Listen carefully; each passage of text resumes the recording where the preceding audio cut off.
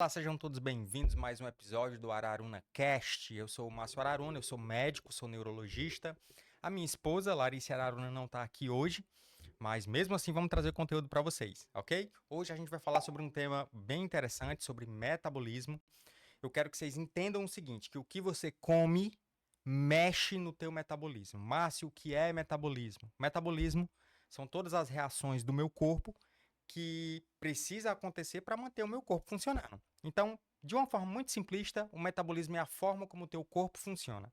O metabolismo, ele influencia o funcionamento de todo o organismo e, consequentemente, o funcionamento do nosso cérebro.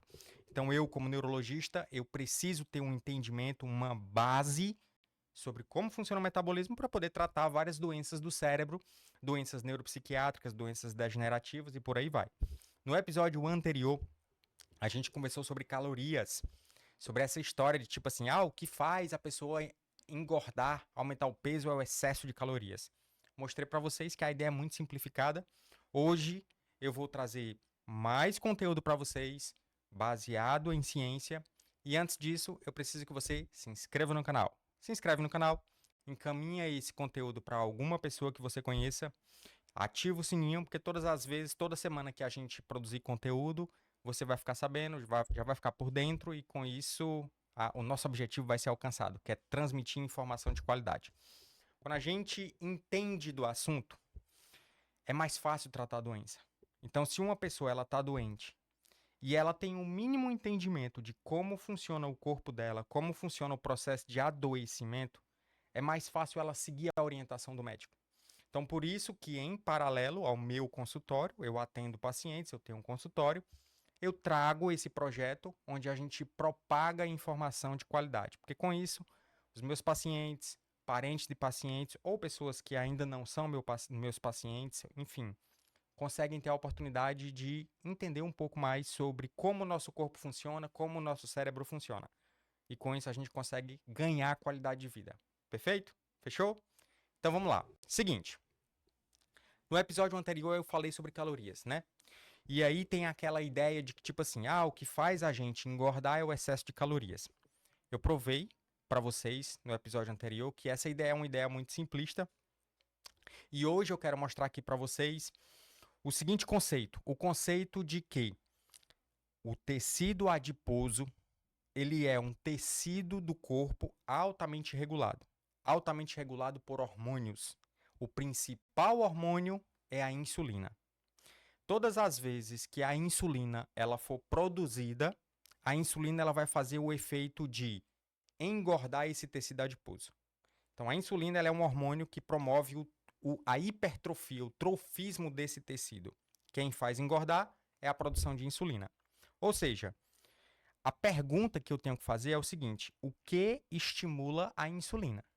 O que é que faz a insulina ficar alta? Porque se a insulina está alta, eu começo a engordar.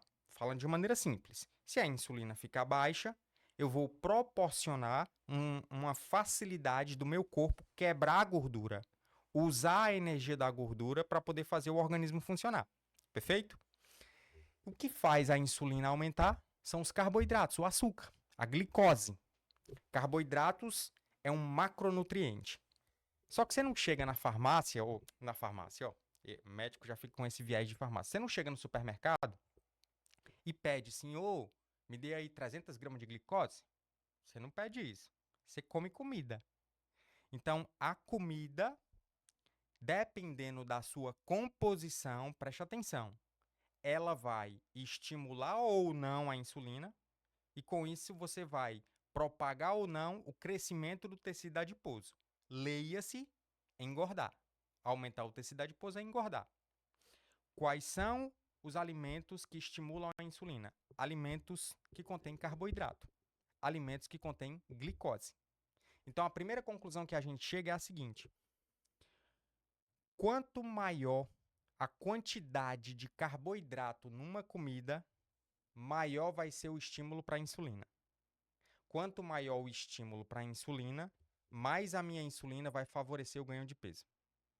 Perfeito? Então, entenda que não é a caloria que faz a pessoa engordar. Claro que calorias são importantes, elas contam, mas você não precisa ficar contando caloria. Então, o que faz a pessoa engordar é primariamente a composição dos alimentos. É primariamente o quanto que eu estou estimulando ou não alguns hormônios e, com isso, mexendo no meu metabolismo, na forma como o meu corpo funciona. Tem pessoas, gente, que tem um distúrbio chamado resistência à insulina.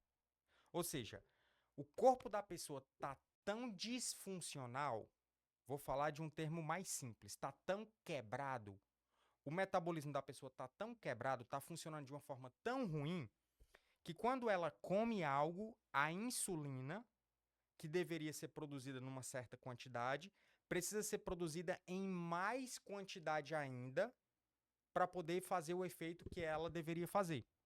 É um estado onde a pessoa tem uma resistência. Então, pega esse conceito. Se eu tenho resistência a algo, eu vou ter que fazer mais força. Concorda comigo? Por exemplo, imagina que eu tenho um parafuso, tem uma porca apertada nesse parafuso. Se essa porca, eu estou querendo tirar ela e ela está me trazendo resistência, eu preciso fazer mais força. Se ela tem pouca resistência, eu faço pouca força, a porca abre. Perfeito? Outra analogia. Imagina que eu estou com uma infecção e eu preciso tomar antibiótico.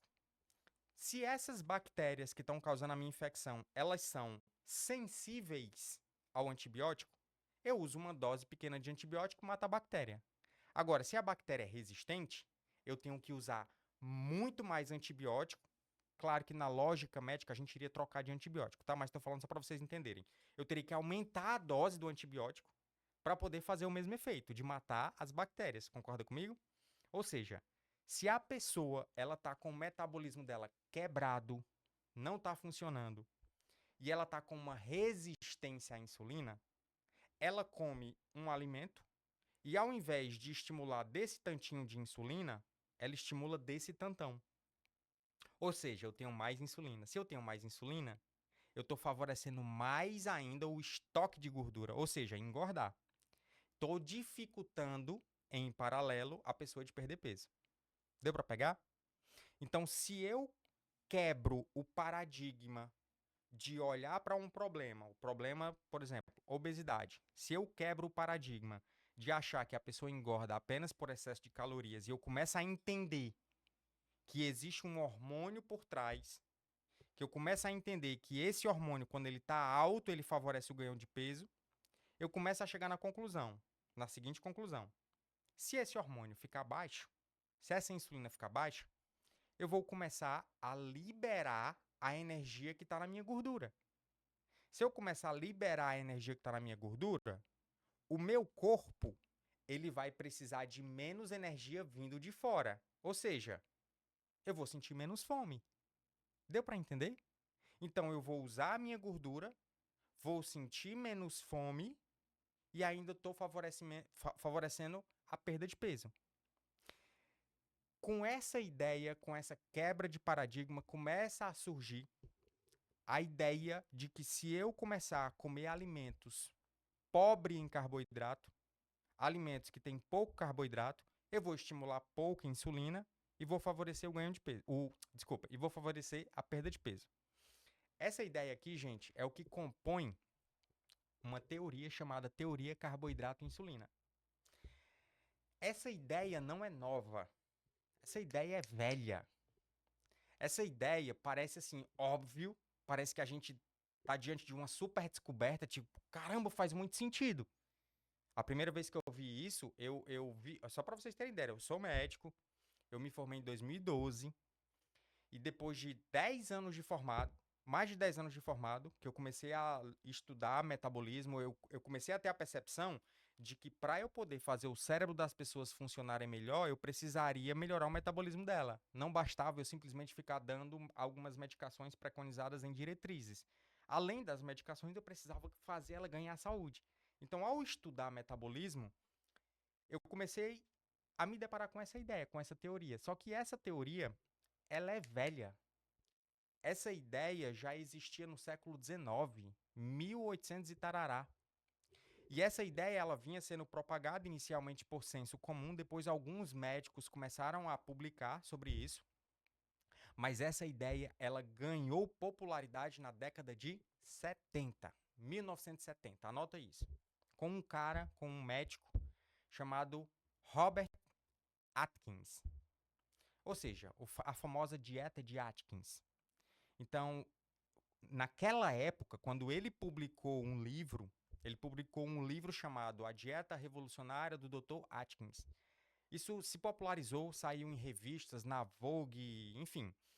E não poderia ter uma época pior para o cara publicar essas ideias, para tornar essas ideias populares. Por quê, Márcio? Porque na década de 70 foi exatamente na época em que teve o boom de uma outra teoria, chamada teoria dieta-coração. A teoria de que o que faz a pessoa ter infarto é a gordura dos alimentos, que aumenta o colesterol, que entope as artérias e a pessoa tem um infarto e morre. Essa teoria estava em todas as diretrizes, eu já fiz um episódio sobre isso, já fiz um episódio mostrando por A mais B que essa teoria não está correta. Eu mostrei toda a parte histórica, então depois volta nos episódios aí, você pode ter esse entendimento. Então você imagina a época, 1970, todas as diretrizes de cardiologia, diretrizes de clínica médica, enfim, todos os chefões, né, os grandes nomes acadêmicos da época, publicando isso. E aí vem um doutorzinho, Robert Atkins, que era um médico, ele era um médico de consultório, ele não era um médico acadêmico, ele não era um médico que estava dentro de uma universidade publicando artigos, ele era um médico igual a mim, igual a minha esposa, que tipo assim, tem o seu consultório, trata pessoas, trata gente. É aquele médico que não está em contato com a ciência, tipo assim, de produzir ciência. Ele está em contato com a prática. E esse médico, antes dele publicar o livro, tem a história dele, né? Ele estava gordo, tinha engordado uns 23 quilos, e o Atkins se deparou com essas ideias, a ideia da teoria carboidrato e insulina. E ele começou a aplicar nele, e ele perdeu peso. Depois disso, ele começou a fazer isso para os pacientes. Ele começou a explicar tudo isso para o paciente, todas essas ideias para os pacientes começaram a melhorar. Então é um cara da praticidade. Ele via as coisas acontecerem. E aí ele publicou o livro numa época muito ruim, 1970, uma época ruim, no sentido, tipo assim, não poderia ter um time pior para você publicar um livro, né? Geralmente a gente busca um time, tipo assim, sei lá, morreu uma grande celebridade, né? Morreu Michael Jackson. Você vê que logo em seguida sai um livro publicado sobre a biografia dele. É um time, vai vender mais. Se a atenção das pessoas está naquilo, agora imagina, década de 70, a imensa tava todo esse boom relacionado com a gordurofobia, o medo da gordura, porque a gordura é que causava infarto. Aí vem um doutorzinho dizendo que se eu tirar carboidrato, eu não só vou perder peso, se eu tirar carboidrato, eu vou melhorar o meu metabolismo, melhorar as minhas taxas metabólicas e vou ser mais saudável. Mas o que é que tem a ver carboidrato com gordura? É que é o seguinte, gente, eu tenho 3 macronutrientes. Gordura, que é lipídios o nome, carboidrato e proteína. Se eu diminuo o carboidrato, a minha dieta vai ser uma dieta rica em proteína e rica em gordura. Então, a dieta do Atkins que ele estava propondo era uma dieta pobre em carboidrato, naturalmente era rica em gordura dos alimentos. E eu estava na época da gordurofobia, da lipidofobia. Então não teve uma época pior para ele publicar essas ideias dele, que, mais uma vez, são ideias antigas. Essa ideia não é do Atkins, essa ideia já existia, mas se popularizou com ele. Enfim, por conta da época, essa ideia, teoria carboidrato-insulina, mergulhou numa idade das trevas. Sabe? Tipo assim, a idade média, onde não existe produção de não, você não pode questionar, você não pode falar sobre isso. E o Atkins foi apedrejado, vários médicos falavam que ele era charlatão e etc. E ele ligou, foda-se, continuou propagando as ideias dele dentro do consultório dele, cuidando de pacientes. Simples assim. Por que é importante eu contar essa história? Porque se você que é médico, ou você que é da área da saúde, fisioterapeuta, enfermeira, enfim, entenda uma coisa. As diretrizes são muito importantes. As diretrizes médicas, elas guiam toda a produção de ciência. Mas eu tenho que ter um olhar crítico. Aquilo ali não é uma verdade absoluta. Não é uma verdade absoluta. Existe muito ego por trás, existe muita política por trás, existe muito interesse econômico por trás. As grandes indústrias farmacêuticas, elas patrocinam muitos dos grandes acadêmicos que estão produzindo ciência. Não estou dizendo que a gente não é para olhar para a diretriz, não estou dizendo isso. É assim que a banda toca, mas eu tenho que ter um olhar crítico. Eu tenho que ter um olhar crítico. Ou seja, quando é publicado um estudo e tudo, eu tenho que me debruçar naquele estudo. Eu tenho que criticar aquele estudo. Eu tenho que ver a qualidade do estudo. Eu tenho que ver algumas outras ideias, ver se faz sentido ou não. Então, importante eu falar isso para vocês terem esse olhar. E vamos lá. Mergulha na idade das trevas a ideia da teoria carboidrato e insulina. Até que em 2002, um carinha da Duke University chamado Eric Westman. Falei desse carinha em outros episódios. O Eric Westman, ele era um médico que ele estava se sentindo frustrado. Ele mesmo fala isso, que ele se sentia frustrado porque as diretrizes orientavam uma coisa. Olha, para você perder peso, você tem que reduzir a quantidade de calorias. Você tem que comer pouca gordura.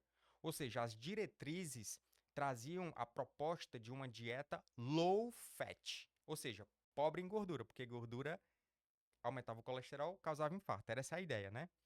Só que entenda, se eu tenho 3 macronutrientes, carboidrato, proteína e gordura, se eu faço uma dieta low fat, naturalmente eu vou ter que aumentar carboidrato e proteína.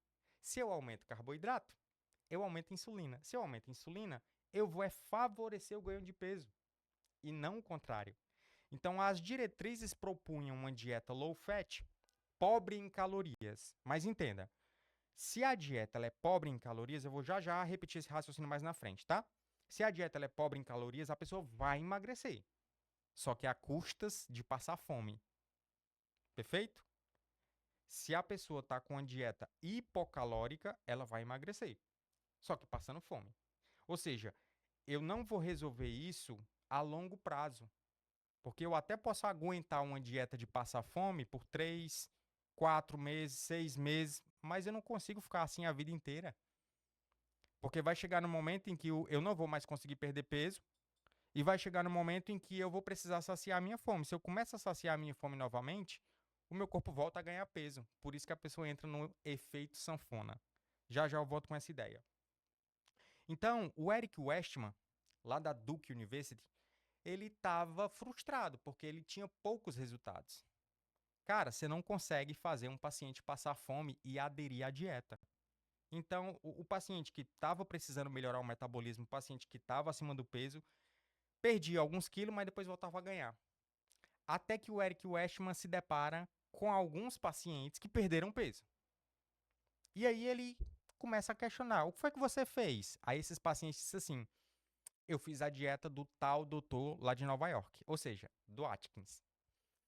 E o Eric Westman ficou ali, conversou com eles, entendeu que a pessoa perdia peso sem passar fome, e ele decidiu testar essa ideia. Lembre, o Eric Westman é um cara de dentro da universidade. Ou seja, é um cara que produz ciência. Então ele pegou a ideia do Atkins, inclusive ele chegou a ligar para o Atkins, né? Ele ligou para o Atkins e disse: Doutor Atkins, eu estou começando a achar que realmente essa sua dieta funciona e tudo. Aí o Atkins falou até assim: tem até essa historinha que o Atkins falou assim: Ué, mas eu sei que funciona, eu vejo isso todo dia no meu consultório. Ou seja, o Atkins era um cara que ele estava vendo o resultado e ligou, foda-se, deixa o pessoal me chamar de charlatão, tô nem aí, eu tô vendo o resultado, tô vendo que as taxas estão melhorando. Mas o Eric Westman era um cara de ciência, então ele decidiu testar. E aí em 2002 ele faz um estudo e ele mostra, ele compara uma dieta low fat, que era a dieta das diretrizes, popularizada pela pirâmide alimentar. Vocês lembram da pirâmide alimentar? Aquela pirâmidezinha bonitinha onde a base é feita de pão, popularizada pela pirâmide alimentar, e fez uma dieta low carb, aos moldes do que o Atkins estava falando. Resultado, o grupo low carb perdeu o dobro do peso. Desde então, estou falando de 2002, desde então, nós estamos em 2025, ou seja, faz mais de 20 anos, foram publicados vários estudos randomizados, mais ou menos 70 estudos randomizados já foram produzidos mostrando por A mais B que um grupo que faz uma dieta pobre em carboidrato perde mais peso, não passa fome, melhora a taxa metabólica. Eu vou trazer aqui um estudo para vocês, que é um estudo de 2008. Esse estudo, chamado de estudo DIRECT, ele foi publicado no New England.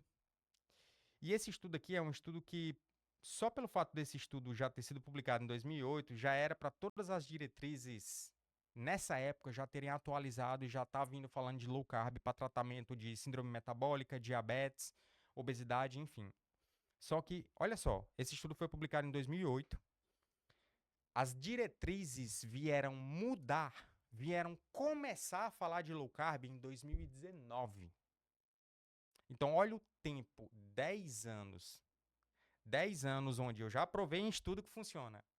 Mas olha a resistência para poder sair numa diretriz. Isso mostrando que existe muita política por trás, muitos interesses econômicos por trás e por aí vai. Mas enfim, o estudo foi publicado em 2008. Márcio, como era esse estudo? Vou mostrar aqui para vocês. Era um estudo randomizado, duplo cego, onde 300 participantes, ou seja, uma quantidade muito considerável de pessoas.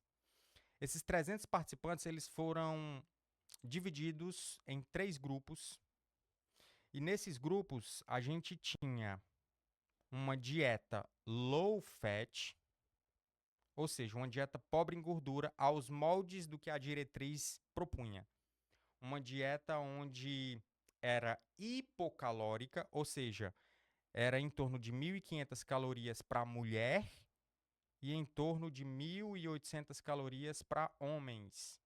Uma dieta hipocalórica. Se a dieta é hipocalórica, a pessoa realmente ela vai perder peso, mas passando fome, tá? Vou já explicar isso. O segundo grupo era um grupo onde as pessoas estavam fazendo uma dieta mediterrânea. A dieta mediterrânea, ela também era hipocalórica. As pessoas também tinham homens em torno de 1.800 calorias e mulheres em torno de 1.500 calorias. Perfeito? E o último grupo era o grupo low carb, ou seja, uma dieta pobre em carboidrato, uma dieta low carb, né? Não tem esse azinho aqui, low carb, carb de carboidrato. E essa dieta, as pessoas elas já sabiam, as pessoas que produziram o estudo, né? Elas já sabiam que os pacientes quando fazem low carb, eles não sentem fome. Então, as pessoas meio que deram uma ajudinha. Chegaram para essas pessoas desse grupo e disse assim: ó, não tem restrição de calorias, vocês podem comer à vontade, até vocês se saciarem. Então entenda, olha só, o estudo tinha 300 pessoas, é um estudo randomizado, duplo cego, durou 2 anos, olha o tempo, 2 anos. O almoço era fornecido pelo estudo, ou seja, eu consigo garantir que pelo menos uma refeição foi feita nos moldes da dieta, tá? Então um estudo muito bem feito, muito bem desenhado, com uma duração prolongada. E o grupo low fat tinha restrição de caloria, o grupo de dieta mediterrânea tinha restrição de caloria, o grupo low carb não tinha restrição de calorias. Poderia comer até a saciedade. Resultado desse estudo: o grupo low carb perdeu mais peso, o grupo low carb melhorou HDL, que é o colesterol bom, reduziu o triglicerídeo, reduziu a inflamação, reduziu o índice de Castelli, falei isso em outros episódios, colesterol sobre HDL. Ou seja, perdi mais peso, melhorei mais o meu metabolismo, ganhei saúde comparando com as outras pessoas dos outros grupos. Então, esse estudo aqui era um estudo que já era para ter mudado de diretriz. Mas, como eu te falei, as diretrizes só começaram a citar a dieta low carb, dieta pobre em carboidratos, somente em 2019. E até hoje é uma citação muito tímida diante do tanto que melhora. Olha só, gente, é uma dieta onde eu não passo fome, onde eu melhoro minhas taxas, HDL melhora, triglicerídeo melhora, o meu risco cardiovascular melhora, a minha inflamação melhora. Se eu falasse para você que existe uma medicação produzida por um laboratório farmacêutico capaz de fazer você perder peso, melhorar todas as taxas metabólicas sem passar fome, essa medicação era uma medicação que iria, tipo, ter um lucro absurdo, porque iria vender muito, porque é muito eficaz. Mas eu tô falando de dieta. E quando eu tô falando de dieta, não existe um interesse econômico por trás, entende?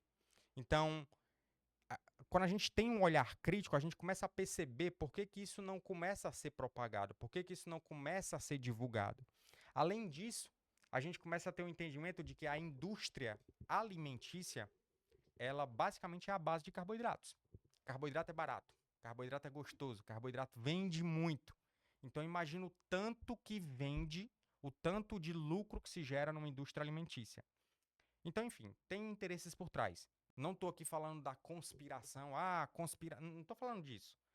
As coisas funcionam como funcionam. Eu só quero que vocês tenham um olhar crítico, não sejam a boiada que está simplesmente seguindo algumas coisas. Olhe, olhe para uma diretriz, olhe para um estudo, mas tenha um olhar crítico. Perfeito? Então vamos lá. E o Atkins, charlatão, tá? O Atkins até então sendo chamado de charlatão. Mas vamos lá. O tempo vai passando e aí começa a surgir um outro carinha. Um carinha chamado David Ludwig. Esse cara, um endocrinologista pediátrico, ele estava extremamente preocupado com a obesidade infantil nos Estados Unidos. E ele estava extremamente frustrado, igual o Eric Westman, extremamente frustrado, porque, tipo assim, imagina, se já é difícil eu tratar a obesidade fazendo a pessoa passar fome num adulto, imagina numa criança e num adolescente. É impossível eu fazer uma criança e adolescente seguir uma dieta onde ele passa fome, fica irritado, não vai ter sucesso. Então, o David Ludwig, ele começou a estudar, ele começou a entender sobre o metabolismo, e ao entender, ao praticar, colocar no consultório e tudo, ele começou a gerar algumas teorias, algumas conclusões, na verdade. A teoria é a teoria carboidrato e insulina, mas ele começou a gerar algumas conclusões. E uma das conclusões dele era assim: cara, o alimento é capaz de mexer no metabolismo. Anota isso. Se você estiver assistindo, anota isso. Ó. O alimento mexe no meu metabolismo. O alimento influencia o meu metabolismo. Se eu como um alimento que não é bom para mim, eu vou quebrar meu metabolismo. Se eu como um alimento que é bom para mim, eu vou facilitar o meu metabolismo. Leia-se. Metabolismo bom significa cérebro bom, significa clareza mental, melhora da atenção, nível de energia no corpo, enfim, sua performance melhora. Então vamos lá. O carinha chamado David Ludwig, ele começou a tirar conclusões. E uma das conclusões dele foi, tipo, o alimento influencia o metabolismo. E além disso, ele trouxe a seguinte conclusão: é possível a pessoa comer mais e mesmo assim perder peso. Como assim, Márcio? Bom, ele entendeu como é que a banda toca e ele foi testar essa hipótese dele. E aí o que foi que ele fez? Ele publicou esse artigo aqui que eu estou lhe mostrando no JAMA, uma revista de altíssima relevância, isso em 2012.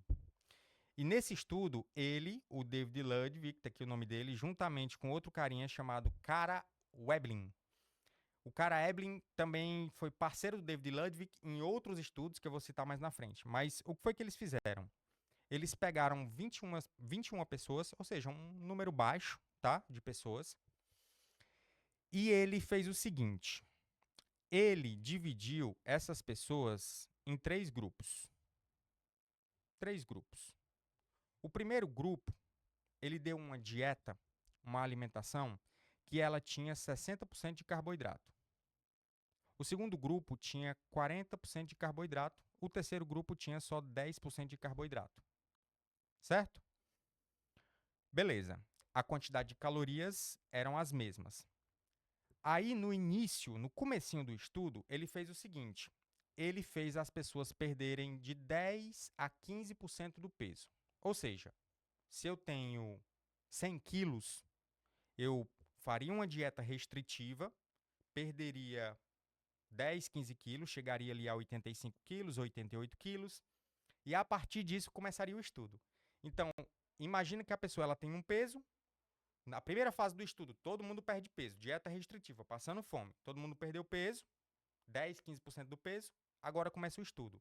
Então, eu peguei essas 21 pessoas e dividi em 3 grupos depois que as pessoas perderam peso. Estão compreendendo? Agora você vai ter que ter uma dieta, só que ela tem 60% de carboidrato. Você, 40% de carboidrato, você, 10% de carboidrato. E foi seguindo essa galera. Olha só, entenda aqui uma coisa.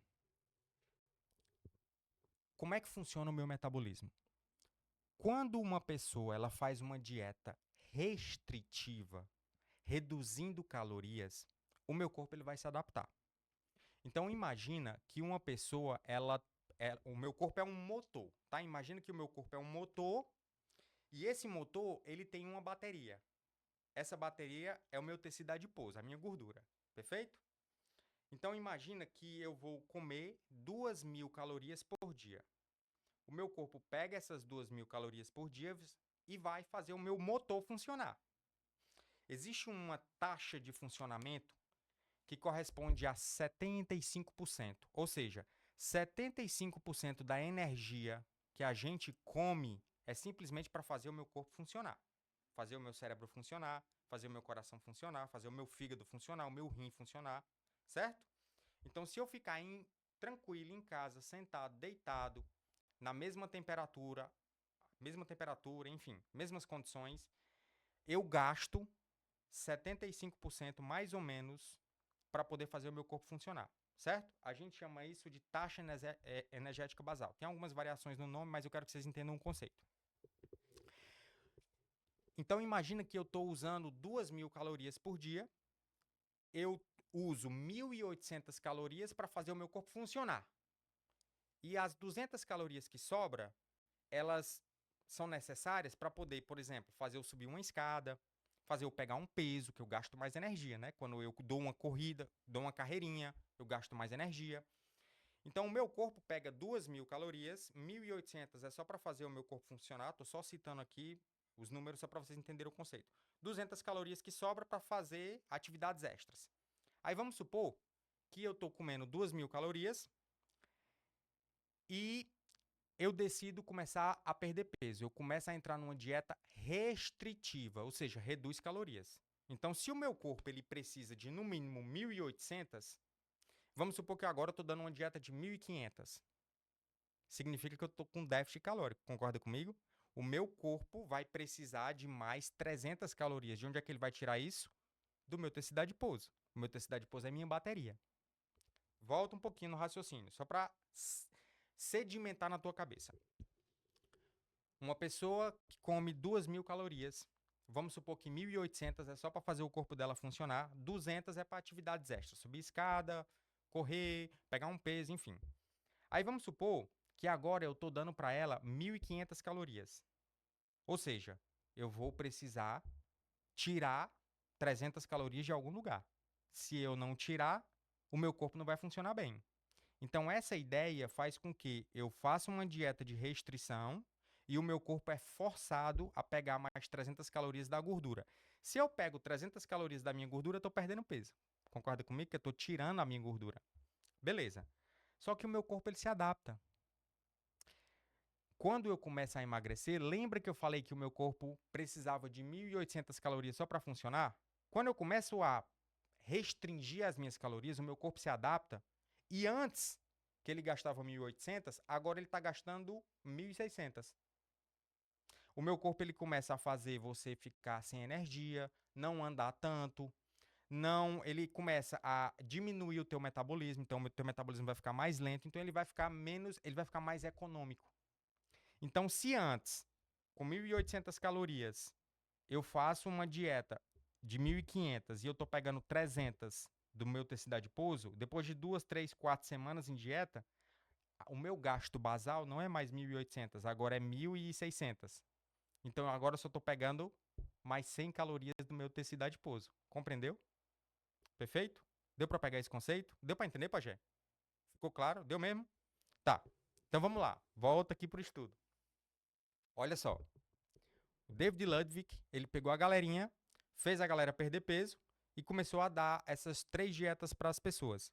E aí ele foi medir o metabolismo da galera. Então, o que que acontece? O esperado é o seguinte, o esperado é o meu corpo ele se adaptar.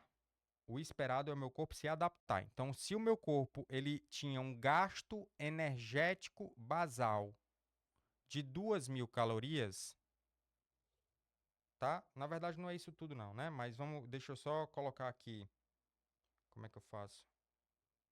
Vamos supor que seja, no caso, 1.800 calorias, que era o exemplo que eu estava dando, tá?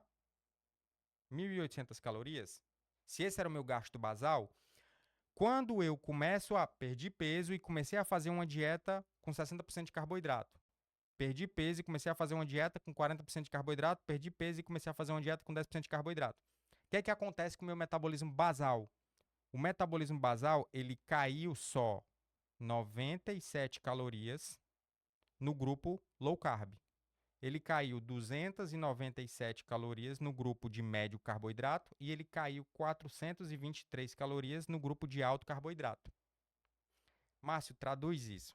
Vou traduzir de uma forma simples, você vai entender. Aqui, para eu te fazer você entender isso, eu começo a trazer um conceito de eficiência. Imagina que um carro, ele é altamente eficiente. Se um carro ele é altamente eficiente, significa que ele é altamente econômico. Ou seja, eu dou 1 litro de gasolina e ele pega a gasolina e transforma, vamos supor que ele pegasse a gasolina e transformasse toda em energia de movimento. Então esse carro, meu amigo, ele ia andar 40 quilômetros com 1 litro, entendeu? Ele ia pegar toda a energia, não ia ter produção de calor, não ia ter perda de energia com entropia, certo? Mundo ideal. Agora, imagina o seguinte, ó, que eu tô com o meu corpo é um motor, certo? E eu começo a perder peso. O que é que o meu corpo faz? O meu corpo, ele começa a se tornar cada vez mais econômico. Então é como se o carro ele começasse a ficar cada vez mais econômico. Quando eu começo a usar uma dieta com pouco carboidrato, o meu carro ele fica gastão. E quando eu estou falando em perda de peso, significa que quanto mais ineficiência, melhor. Ou seja, o meu alimento ele é capaz de influenciar no meu metabolismo. Vamos lá falar de uma outra forma. As pessoas têm um gasto energético basal, supondo, de 1.800. Se eu começo a fazer uma dieta e essa dieta é uma dieta pobre em carboidrato, o meu corpo ele só reduziu o meu gasto energético em 97 quilocalorias, ou seja, ficou sendo 1.703 quilocalorias, o gasto energético basal. A pessoa que ficou usando o carboidrato em 60%, ele reduziu o gasto energético basal em 423 quilocalorias. Isso aqui dá o quê? Dá 1.000, me ajuda aí, 477. Ou seja, se o meu gasto energético reduziu, significa que o meu corpo ficou mais eficiente. Eu estou com mais dificuldade de perder peso. Se o meu gasto energético ele reduziu muito pouco, significa que o meu corpo ele é gastão, ele continua gastão. Então eu estou menos eficiente. Vou voltar para a história do carro. Um carro altamente eficiente é um carro altamente econômico. Se eu começar a perder peso e eu vou para o grupo aqui de 60% de carboidrato, certo? Ou seja, eu perdi peso, mas agora eu vou comer uma dieta rica em carboidrato. O que é que vai acontecer? O meu corpo vai ficar altamente eficiente. O meu corpo ele vai fazer com que o meu gasto de energia reduza. Então eu vou ter dificuldade para perder peso. É como se eu tivesse um carro, eu colocasse gasolina e todas as vezes que a gasolina está ficando mais baixa, ou seja, o meu tanque está cheio, mas quando começa a ficar meio tanque, 1/4 do tanque, o carro vai ficando cada vez mais econômico. Ou seja, o carro vai ficando cada vez mais eficiente. Eu vou ter dificuldade de queimar o combustível, concorda comigo? Já no grupo low carb, quando eu começo a fazer uma dieta pobre em carboidrato, o meu corpo continua gastando muito, meu carro continua sendo um carro bebedor, gastão. Ele reduziu pouco o meu metabolismo basal. Entenda, se o meu metabolismo reduziu, o meu metabolismo ficou mais lento. Se o meu metabolismo está mais lento, eu estou queimando menos. Se eu estou queimando menos, eu estou engordando menos, entendeu? Se o meu metabolismo continua alto, só reduziu 97 de 1.800, eu citei os números só para vocês entenderem. Isso significa que o meu corpo continua gastando, ou seja, o meu alimento influencia no meu metabolismo. Dependendo da qualidade do meu alimento, o meu metabolismo ele vai ficar mais lento ou não. Aí você olha para o estudo do David Ludwig que diz assim: ah, mas só tinha 21 pessoas, Márcio. Muito pequeno esse estudo. Beleza. Aí o David Ludwig disse assim: tá bom.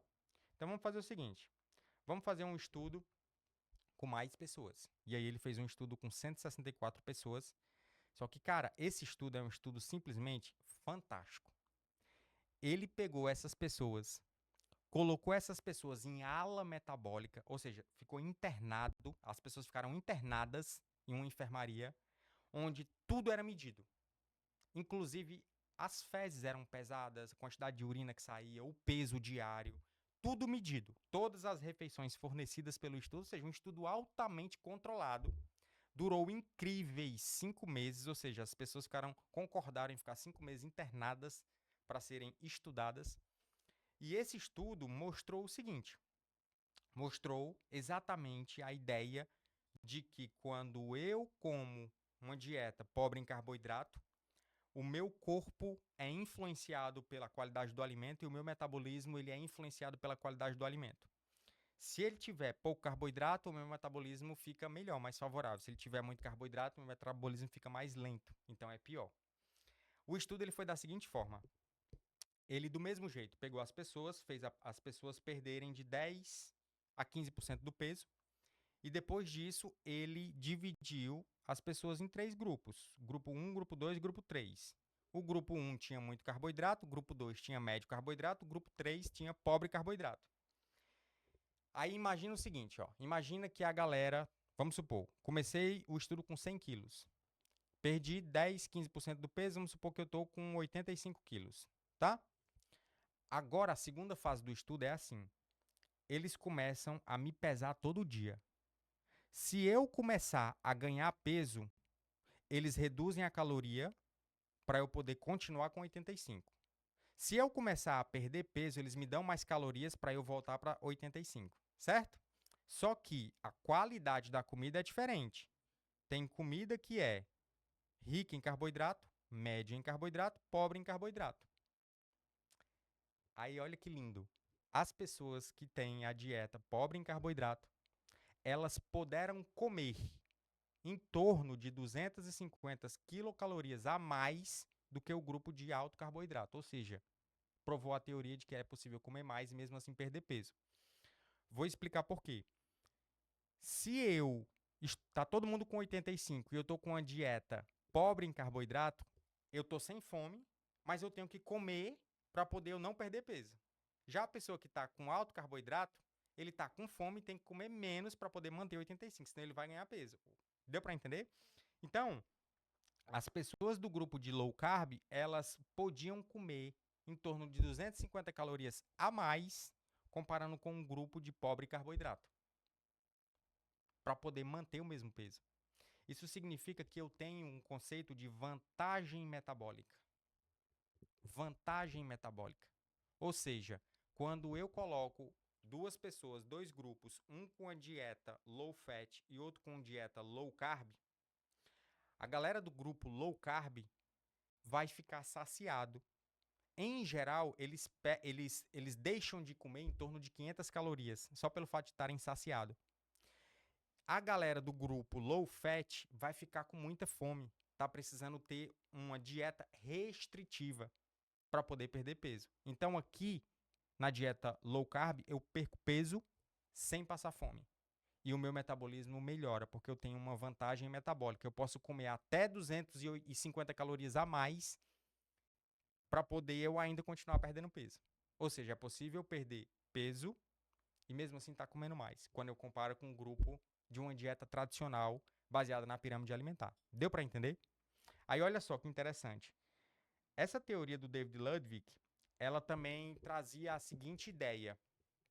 As pessoas que têm síndrome metabólica, as pessoas que têm muita insulina, ou seja, têm resistência à insulina, quando eu vou comparar o grupo low carb com essas pessoas, talvez essa vantagem metabólica seja infinitamente maior. E é. Quando eu comparo o grupo low carb com o grupo que era high carb, e esse grupo high carb era um subgrupo de pessoas que tinham muita quantidade de insulina, ou seja, resistência à insulina, a minha vantagem metabólica, ela chega em torno de 400 calorias. Isso significa que a pessoa do grupo low carb, para manter o peso, comparando com essas outras pessoas, que eram pessoas que tinham resistência à insulina, podia comer 400 calorias a mais do que o outro grupo. A pessoa estava sem fome, mas ela tinha que comer 400 a mais para poder manter o peso igual o da outra pessoa. Eu tenho uma vantagem metabólica estupenda. Deu para compreender tudo isso? Então, a dieta low carb, a gente consegue provar que ela tem uma vantagem metabólica, ela melhora o metabolismo, ela melhora as minhas taxas, ela aumenta HDL, reduz triglicerídeo, melhora o índice de Castelli, que é colesterol total sobre HDL, reduz inflamação e faz a pessoa perder peso sem passar fome. Além disso, eu faço com que a pessoa ela melhore o seu metabolismo. Ela faz o metabolismo ficar melhor, então a pessoa vai ter um nível de energia melhor. E a ideia é muito simples. O simples fato da pessoa estar comendo carboidrato e produzindo insulina, isso faz com que a minha gordura ela não seja acessada. É como se a pessoa ela tivesse energia infinita numa bateria, que seria o meu tecido adiposo, mas eu não consigo usar. Então, tem uma analogia que eu acho que é uma analogia muito interessante, já falei em outros episódios, que é a analogia do caminhão-tanque.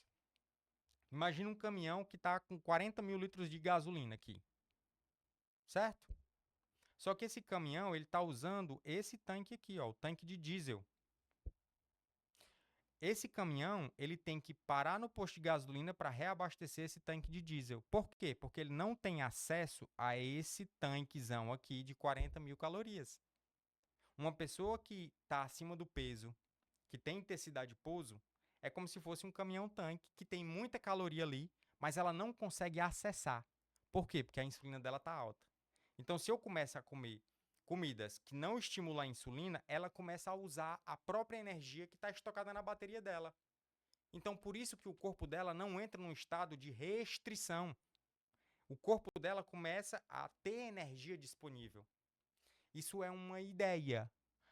Para eu provar essa ideia, eu tenho que fazer estudo. Aí vem a galerinha e faz estudo e mostra. Começa a medir do ponto de vista de fisiologia e começa a ver que as pessoas que realmente elas têm um distúrbio do metabolismo, onde elas têm síndrome metabólica, onde elas têm aumento da produção de insulina, elas vão ter menos energia disponível para as células e para o cérebro. E não é à toa que está saindo cada vez mais estudo trazendo a correlação entre doenças neuropsiquiátricas, entre doenças neurodegenerativas e metabolismo. Se eu começo a ter menos energia disponível para o meu cérebro começa a entrar numa crise energética, entre aspas. Ele começa a gerar processos de oxidação, processos onde começa a haver uma disfunção a nível neuronal, a nível de mitocôndrias, de organela. Quando você começa a estudar isso, que é aquelas coisas que estão lá no iniciozinho da faculdade, sua mente começa a explodir, porque faz muito sentido. A micromáquina do meu cérebro é o meu neurônio. E o meu neurônio precisa de energia para funcionar. Se o meu neurônio está com uma crise energética, qual é a primeira coisa que vai sofrer? Membrana. A membrana que era para manter o gradiente de sódio e potássio, para poder fazer o meu neurônio conduzir impulso nervoso, não vai funcionar, vai falhar. Então, o meu cérebro começa a não funcionar bem. Então, eu preciso ter um entendimento de que alimento influencia o meu metabolismo, alimento influencia o funcionamento do cérebro. Perfeito?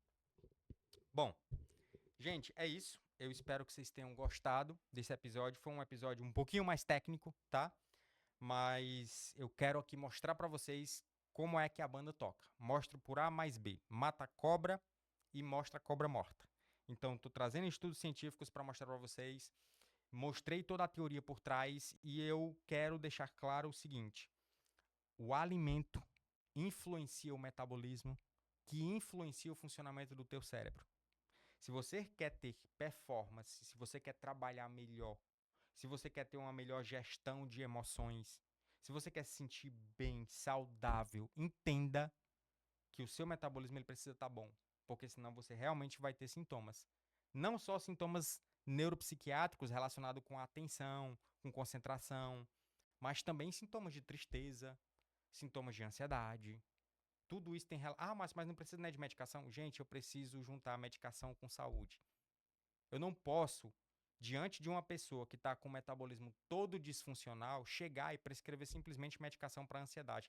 Além de prescrever medicação para ansiedade, se ela estiver precisando, eu tenho que fazer ela melhorar o metabolismo e saúde. Porque senão, como é que eu vou tirar o remédio? Entendeu? Imagina que eu tenho um carro, eu tenho um motor e eu começo a colocar gasolina adulterada. Com o tempo, esse carro ele vai ter dificuldade de subir uma ladeira. Ele vai perder força. Mas ele sobe. Depois ele, de novo, deu uma estancadinha, mas está funcionando. Até que chega um momento em que ele não consegue mais subir uma escada, não consegue mais subir uma ladeira, o motor está começando a falhar, e chega um momento que o motor pifa. Adianta eu simplesmente dar um remédio sem limpar o motor? Adianta eu dar um remédio e continuar colocando gasolina adulterada? Então eu tenho que tratar metabolismo, eu tenho que ter esse olhar. Perfeito? Gente, forte abraço. Encaminhe esse episódio para outras pessoas, se inscreve no canal. Até o próximo episódio.